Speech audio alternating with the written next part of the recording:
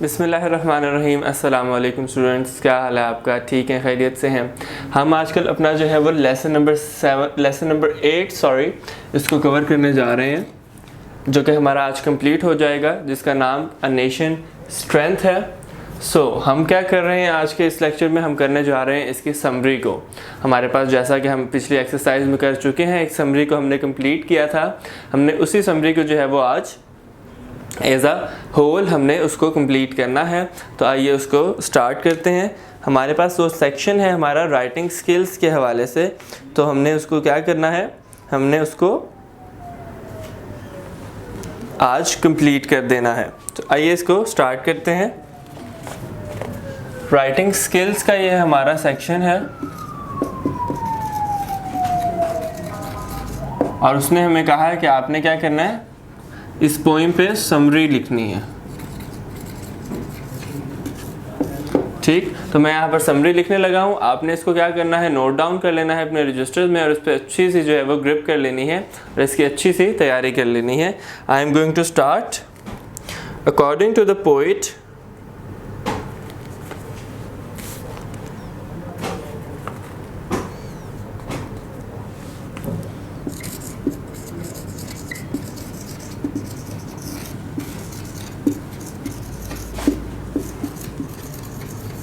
according to the poet T.W. Emerson,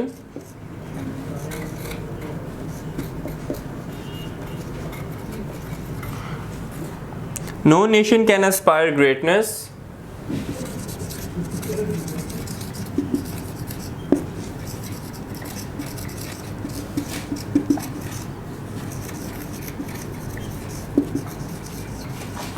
no nation can aspire greatness on the basis of its material resources,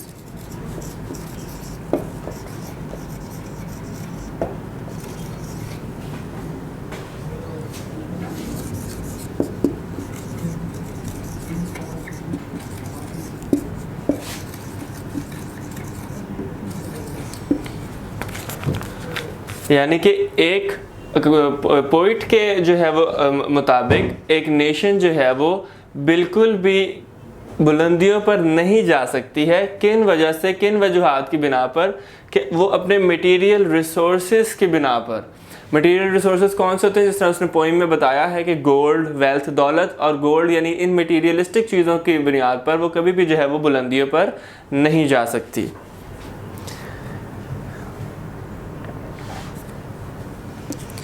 It is the members of the nation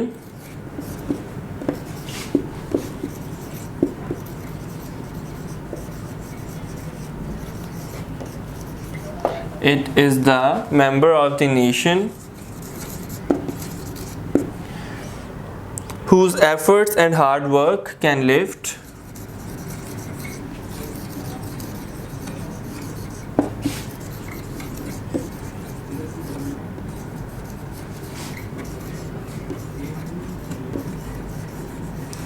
कि ये जो है वो क्या है, members ही हैं जिनकी एफर्ट्स और उनका हार्ड वर्क जो है वो क्या करता है, lift the nation to the height of glory,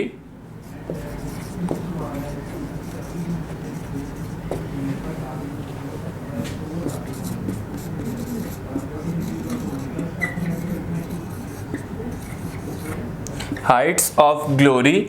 ये हम जो है वो पीछे कर चुके हैं, तो आपके लिए बहुत इजी हो जाएगा अगर आपके पिछले लेक्चर्स पे ग्रिप बिल्कुल पूरे तौर पे हो चुकी है, तो आप इसको खुद से भी लिख सकते हैं। आपकी बहुत अच्छी ग्रिप होनी चाहिए इसके पिछले क्वेश्चन आंसर्स पे और इसके जो है वो मेन पोइम की जो थीम है उसके ऊपर। सो हाइट्स ऑफ ग्लोरी तक पहुंचा सकते हैं उसको, प्रोवाइडेड दे आर, कि उनका क्या होना ज़रूरी है, प्रोवाइडेड दे आर ट्रुथफुल। ये भी वही वर्ड्स हैं जो हम पीछे क्वेश्चन आंसर्स में कर चुके हैं। Truthful, self respecting,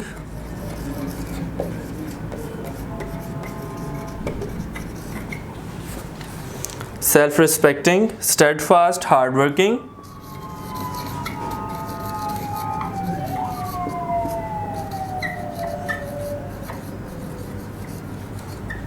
steadfast, hardworking, and can bear trial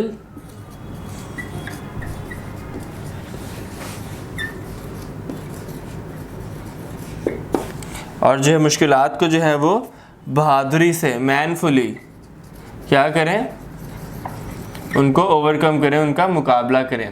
सो ये थी हमारी समरी जो कि हम कंप्लीट कर चुके हैं। हमें उसने कहा था कि आपने जो है वो पोइम के ऊपर जो है वो समरी लिखनी है, जो पॉइंट्स गिवन थे उसके हवाले से आपने क्या करना है, जो हमारे पास इधर राइटिंग स्किल्स के हवाले से हमारे पास की गिवन थी कि आपने इसके मुताबिक लिखनी है, हमने उसके मुताबिक जो है वो लिखी। इसको बिल्कुल आपने जो है वो नोट डाउन कर लेना है और इसमें आप अपनी चीज़ें भी ऐड कर सकते हैं। बिल्कुल आपकी ग्रिप होनी चाहिए चैप्टर पर, तो आप इसमें बहुत सी चीज़ें ऐड कर सकते हैं और इसको मज़ीद जो है वो अपने टीचर के सामने इम्पैक्ट डाल सकते हैं अपनी राइटिंग से। सो ये था हमारा राइटिंग स्किल्स का सेक्शन, जिसके अंदर पार्ट ए हम कवर कर चुके हैं।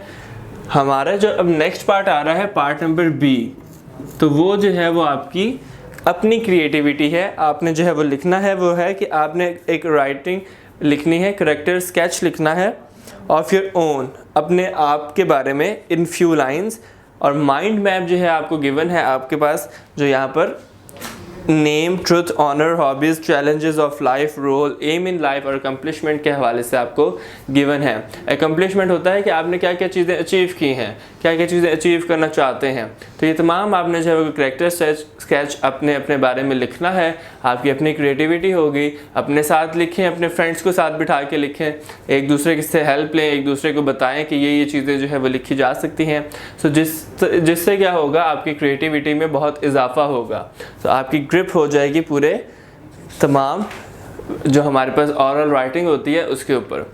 सो हमारा जो नेक्स्ट सेक्शन बनता है वो एज़ यूजुअल जो कि हर चैप्टर के एंड पे आता है, ऑरल कम्युनिकेशन स्किल। तो वो भी आपने क्या करना है, अपने फ्रेंड के साथ मिलकर आपने जो है वो एक करैक्टर बना लेना है, एक जो है वो अपना नाम और एक जो है वो आपने करना है अपने फ्रेंड का नाम। आप लोगों ने क्या करना है, ग्रुप एक्टिविटी करनी है अपने फ्रेंड्स के साथ जो है वो मिलकर इसको ऑरल कम्युनिकेशन स्किल्स को अपने इन्हेंस करना है।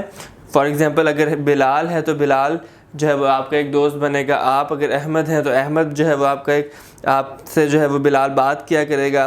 तो आपने ये तमाम क्या करनी है, चीज़ों को ऑरल कम्युनिकेशन स्किल्स को इन्हेंस करना है, पढ़ना है। सो ये था हमारा आज का जो लास्ट लेक्चर इस चैप्टर का, जिसमें हम मुकम्मल कर चुके हैं अपना lesson number 8 a nation strength. हम मिलेंगे आपसे नेक्स्ट लेक्चर में, और नेक्स्ट लेक्चर हमारा लेसन नंबर 9 है जिसका नाम है कागान वैली। हम मिलेंगे आपसे नेक्स्ट लेक्चर में। अल्लाह हाफिज़।